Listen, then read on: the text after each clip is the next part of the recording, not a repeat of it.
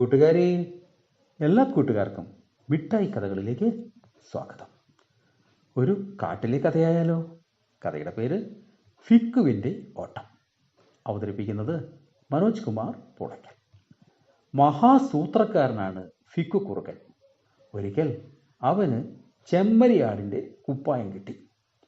ഈ കുപ്പായം ഇട്ട് നടന്നാൽ ആരും തിരിച്ചറിയില്ല. ഹി ഹി ഹി ഹി. ഫിക്കു ചെമ്മരിയാടുകളുടെ അടുത്തേക്ക് ഓടി. ഇവന്മാരെ പിടിക്കാൻ ഇത് തന്നെ പറ്റിയ തക്കം. ഫിക്കു പതുങ്ങിയിരുന്നു. അയ്യോ, ഇത് ആ കള്ളക്കുറുക്കനാണല്ലോ. അമ്മ ചെമ്മരിയാടിന് കാര്യം പിടികിട്ടി. അമ്മയാട് എന്തു ചെയ്തെന്നോ? നേരെ വീടിനുള്ളിലേക്ക് പോയി. എന്നിട്ട് ക്രിസ്മസ് അപ്പൂപ്പൻ്റെ കുപ്പായം എടുത്തിട്ടു. പുറത്തേക്ക് വന്ന അമ്മയാട് ഫിക്കുവിൻ്റെ നേരെ ഓടിച്ചെന്നു. പേടിച്ചു പോയ ഫിക്കു തിരിഞ്ഞ് ഒറ്റയോട്ടം. അയ്യോ! ഫിക്കുവിൻ്റെ ഓട്ടം കണ്ട് കുട്ടിച്ചെമ്മരിയാടുകൾ ചിരിച്ചു. ഹാപ്പി ക്രിസ്മസ് ഫിക്കു, അവർ വിളിച്ചു പറഞ്ഞു.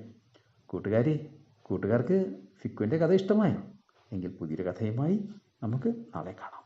എല്ലാവർക്കും നല്ലൊരു ദിനം ആശംസിക്കുന്നു. Story uncle.